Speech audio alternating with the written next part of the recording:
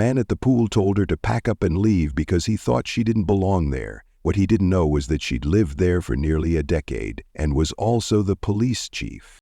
Tina Baker didn't need much. A folded lounge chair, a good pair of sunglasses, and a day without any calls from dispatch. That was all she had asked for after 3 straight weeks of back-to-back shifts and enough internal meetings to make anyone question their career choice. This Saturday felt like the first real breath she'd taken in a while. It was just past noon when she stepped out her back door, sliding on a pair of sandals and cradling a water bottle under her arm. She lived in a small gated community in Temecula, California. Quiet, middle income, mostly families, retirees, and a few tech folks who liked the suburbs. She'd lived here for over 9 years, bought the house outright, and knew every board member of the HOA by name. So when she walked the short distance down to the shared pool, she felt like she belonged, because she did. Tina wasn't in uniform, she was off-duty, and it showed. Her long-sleeve tee hung loose over black capri joggers, and her hair was tied up in a quick bun. No makeup, no badge.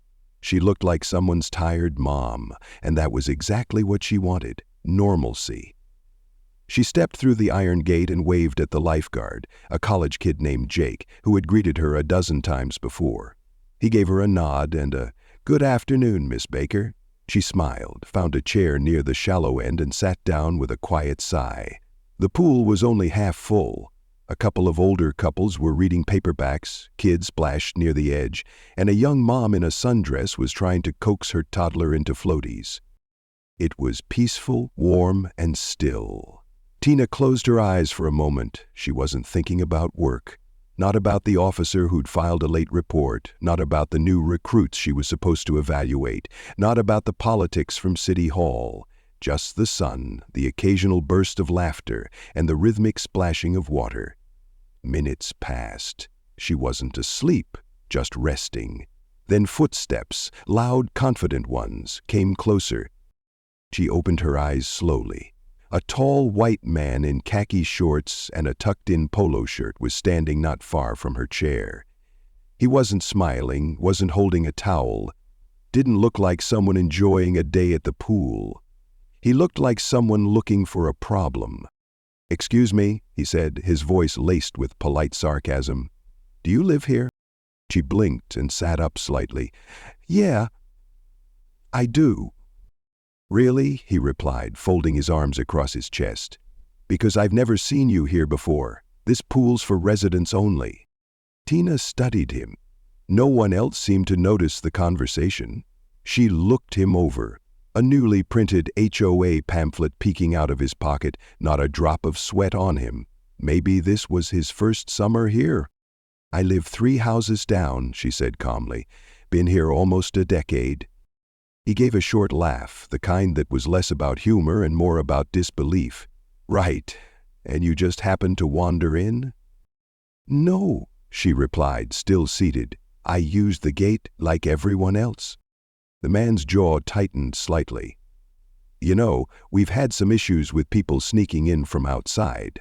You'd understand why I have to say something." Tina tilted her head. "What's your name?" He hesitated for a beat. "Dennis. Dennis Whitlow. I just moved in last month and I take the rules pretty seriously." She nodded slowly.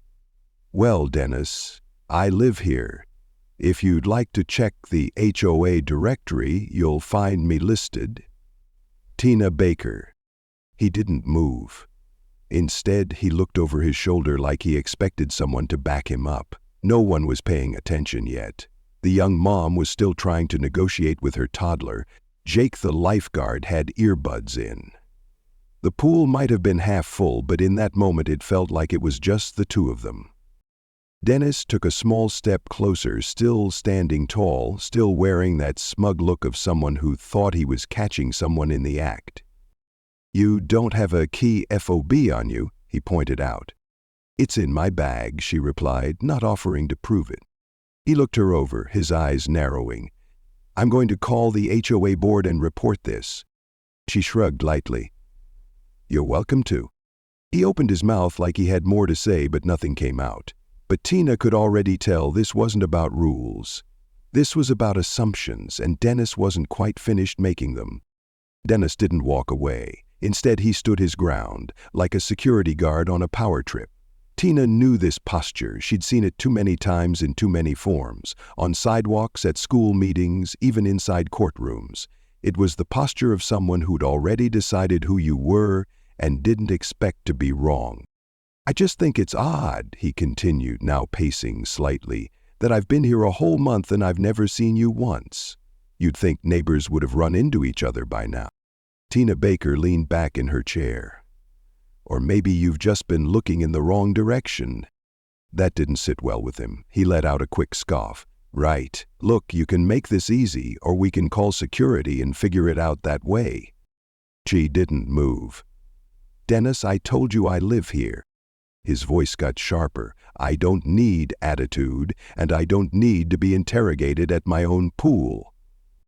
She said calmly, her eyes never leaving his face, "I'm not interrogating you. I'm simply stating the facts." There was a pause. The air around them was still relaxed, but the conversation had a weight now.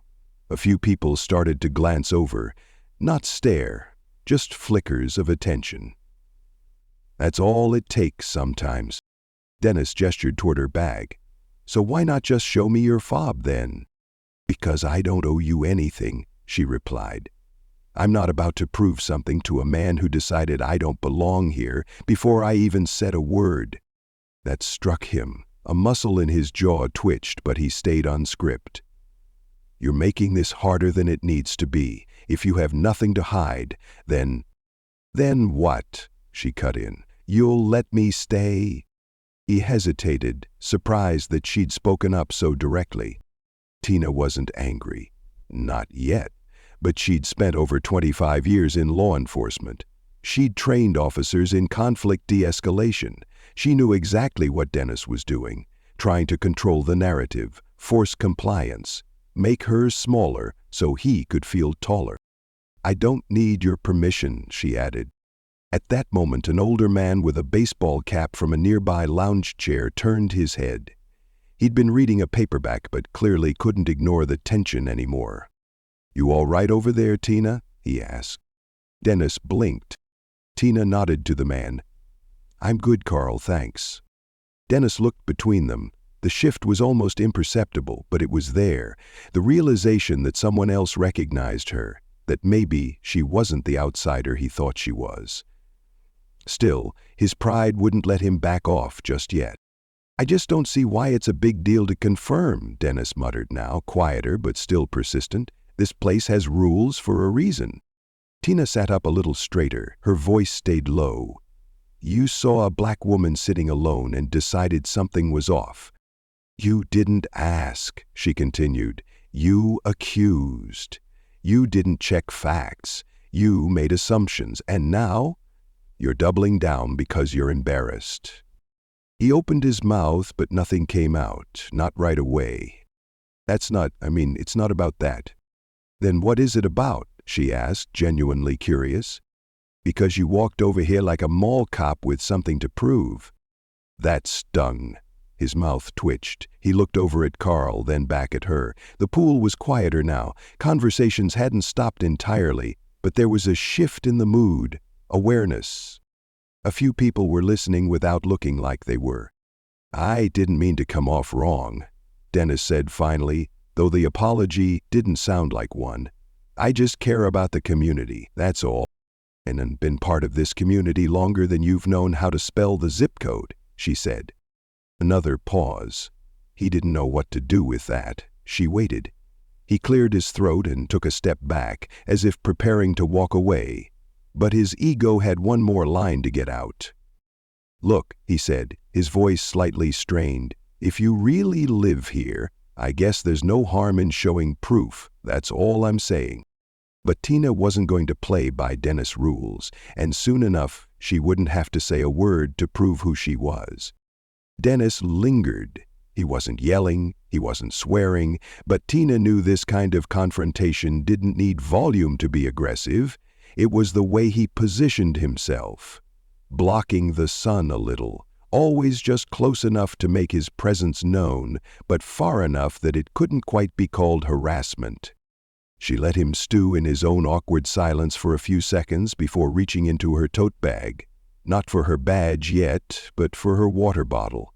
She unscrewed the top, took a sip, then calmly leaned back again like she had all the time in the world. "I don't know what you think is going to happen here," she said without looking up. Dennis crossed his arms. "I think you're making this into something it doesn't have to be." She looked at him now. "No, I think I'm watching you make it into something. You walked up with assumptions, and now you don't know how to back out without looking foolish." From across the pool, someone was watching. A teenager, maybe 16 or 17, sitting at the edge of the water with her phone in hand. She wasn't filming yet, but her attention was clearly fixed on the conversation. Tina noticed. So did Dennis. "Is this where you're going to make a scene?" he asked, trying to turn the tables. "No," Tina replied, "but you already are." Louise, the lifeguard, finally noticed the energy shift. He pulled out one earbud and sat up a little taller. He wasn't getting involved yet, but even he could sense the situation teetering. Dennis exhaled through his nose and shook his head. "Unbelievable. I try to look out for the community, and this is what I get." Tina raised her eyebrows. "No, what you're getting is pushback because you're not looking out for anyone. You're trying to control a space you just moved into." He scoffed loudly. "Wow, okay, so now I'm the bad guy." "You're the loud guy," she corrected. The teen by the pool cracked a small smile at that. Dennis didn't. "I'm just saying," he continued, voice tight. "Rules matter. I've got a daughter. What if someone shady came in here pretending they lived here?" Tina blinked. "And you decided I looked the part?" He paused again. That pause told her everything. "You think you're subtle, but you're not," she said. "You saw me, you judged me, and now you're scrambling because I didn't give you the reaction you expected." Dennis shifted his weight from one foot to the other. He was unraveling slowly, still holding on to a sliver of perceived moral high ground, but the ground beneath him was getting shaky. "You could have just shown the FOB, proved me wrong, and ended it. Or," she said, "you could have walked over here like a decent person, introduced yourself, and asked if I was new to the neighborhood. Instead, you came in hot, assumed I was trespassing, and now you're mad I didn't jump when you barked." His face flushed, not bright red, but enough to see he wasn't used to being spoken to that way, especially not by someone who refused to be intimidated. From the side of the pool, the young mom with the toddler was watching now too. She didn't intervene, but she stepped a little closer to her child, like she was bracing for something. Dennis looked around. The audience was growing. He straightened his back. "You know what? I'll talk to the HOA board. Let them sort it out." "You do that," Tina said. "Be sure to tell them exactly what you said to me when you walked up." That made him pause again. "I've lived here 9 years," she added. "Served on the security committee twice. My name's on the HOA website under Neighborhood Safety." Dennis blinked. "Really?" he asked, his voice quieter. "Really?" Louise, the lifeguard, finally stood up, sensing things had reached a tipping point. "Everything okay over here?" he called out. "We're fine," Tina answered. Dennis was clearly caught between retreating and pretending this was all still reasonable. But before he could speak again, a voice came from one of the lounge chairs behind him. "Tina," a woman called out, "you want us to call Ken from the board? He's at home right now." It was Mrs. Florence Godwin. She'd lived in the community longer than anyone. She didn't raise her voice, didn't even stand, but her words carried weight. Tina gave her a small wave. "No need, Flo, just a little misunderstanding." But Dennis was finally starting to realize that maybe, just maybe, he wasn't as in control as he thought, and his next move would say a lot more than his first. Dennis opened his mouth to speak again, but now it was different. The words didn't come as quickly. His posture changed, arms no longer crossed, voice no longer sharp. That firm stance he'd kept since the start was starting to droop under the weight of public scrutiny. He looked around again. The mom with the toddler, the teen with the phone, Carl, Florence, Louise still watching from the lifeguard chair, one hand shading his eyes. Even the guy who'd been dozing in the shade had sat up. Tina could feel the shift too. The eyes weren't just on her anymore. They were on him, waiting to see what he'd do next. And Dennis knew it. "Look, if you're really Tina Baker," he said, trying to smooth out his tone, "then I guess I owe you an apology." "You guess?" she asked, raising an eyebrow. Dennis forced a chuckle. "Well, I mean, I didn't know you weren't exactly announcing it." "Should I have?" she asked, eyes locked on his. He didn't answer. Tina reached down into her bag again, but this time she didn't move slowly. She took out her badge case and opened it fully, holding it in both hands, clear as day. Dennis took a step back. The gold badge gleamed in the sun, the nameplate unmistakable. City of Temecula Chief of Police, Tina L. Baker. Dennis blinked twice, his lips parted, but nothing came out. "You were saying something about rules?" she asked calmly. He swallowed hard. I didn't realize." "I mean, you assumed," she said. He stammered, "I didn't mean anything by it." "Yes, you did," she said. "Maybe not out loud, but it was loud enough." The teen at the pool's edge slowly lowered her phone. She didn't press record, but the moment had etched itself in her memory. Dennis scratched the back of his neck. "I wasn't trying to cause a scene." "No," Tina said, standing up from her chair, her badge still in hand. "You were trying to control one." She was taller than him now, not because of her posture, but because the weight of her words carried further than his ever could. "You came here to flex authority you don't have." She continued, "I carry mine every day, but I don't lead with it because real leadership doesn't need to be loud." Dennis looked down. "I'm sorry." She let the silence sit for a few seconds. "You know, it's interesting. You could have had a real conversation today. You could have walked over and introduced yourself. I would have offered you a soda from the cooler." His face reddened again, but instead he tried to check me, like I was stealing time in a space I've helped keep safe for almost a decade. Tina closed the badge case, dropped it into her bag, and sat back down. Dennis didn't move. Florence stood now, just once, just to say something simple. "We know who you are, Tina. Always have. Appreciate you." Tina gave a soft smile. "Thank you, Flo."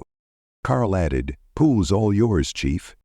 Dennis stood frozen for a second more, then turned and quietly walked away, muttering something under his breath that no one bothered to catch. The toddler squealed with joy as she finally agreed to get into the water. Louise sat back down, both earbuds in again, and the rest of the pool began to reset to what it was before the interruption. Tina pulled her sunglasses back over her eyes, took another sip of water, then leaned back into her chair, letting her shoulders drop just a bit. She didn't need to gloat, didn't need to yell. The badge wasn't the power, it was how she used it and, more importantly, when she didn't. But just because the confrontation was over, didn't mean the story was.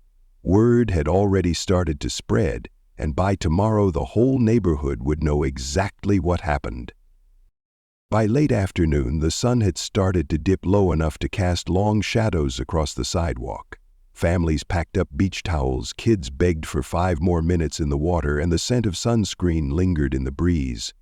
But the conversation that stuck around? Tina didn't have to say a word as she left the pool, towel draped over one arm and her sandals tapping gently against the pavement. Heads subtly turned, not in the way people gawk, but in that familiar ripple of curiosity and hush that follows when something worth retelling has just happened.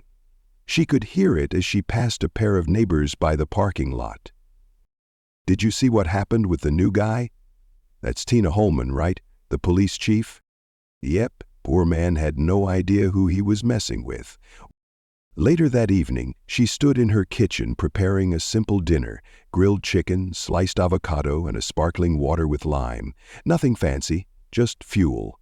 Her phone buzzed on the counter with a message from her friend Eliza, who lived 3 streets over. Heard you had a poolside performance today. Is it true you flashed the badge? Tina smirked and tapped back. Didn't flash, just reminded. She didn't crave attention. She didn't enjoy public conflict. But something about the moment felt necessary. Not for the sake of proving a point to Dennis, but for the people who had been watching and maybe wondering how they would have handled it. A quiet knock interrupted her thoughts. At the door stood Florence, still in her pool hat, holding a small Tupperware container. I made too much pasta salad, she said casually. Figured you could use a break from cooking. Patrice accepted the container with a warm smile. Thank you. That's very kind of you, she replied. Florence lingered for a moment before adding, You handled that situation well, grace under pressure. Patrice nodded. I've had practice. Florence continued. People noticed, not just the bad parts, but the good ones too. Patrice leaned against the door frame, taking a moment to let that sink in. Before leaving, Florence added, Some of us were quiet today. Doesn't mean we weren't watching, or that we didn't feel what you felt. Patrice closed the door and sat on the couch, setting the container beside her.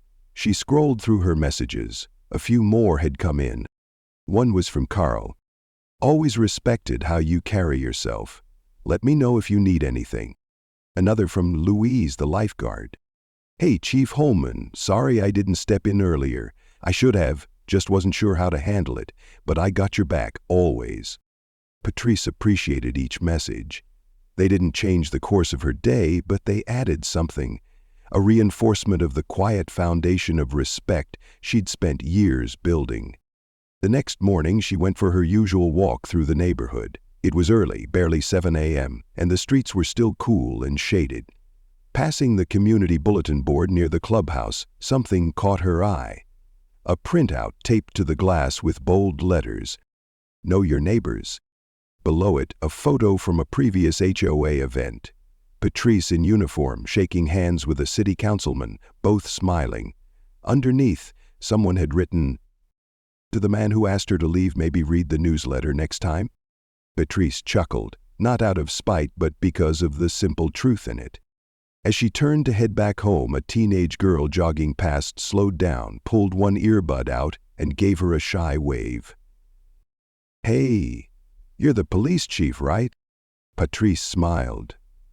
That's me. You were awesome yesterday, Patrice replied. Standing your ground shouldn't be considered awesome, it should be normal. The girl nodded thoughtfully and continued jogging.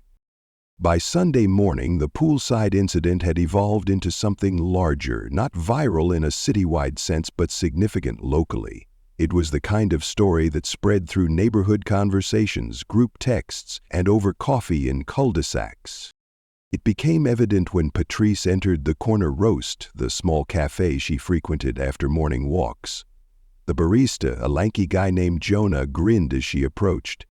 Chief Holman, he greeted, already reaching for her usual. You've been trending on Nextdoor. Patrice raised an eyebrow. Is that right? Jonah chuckled.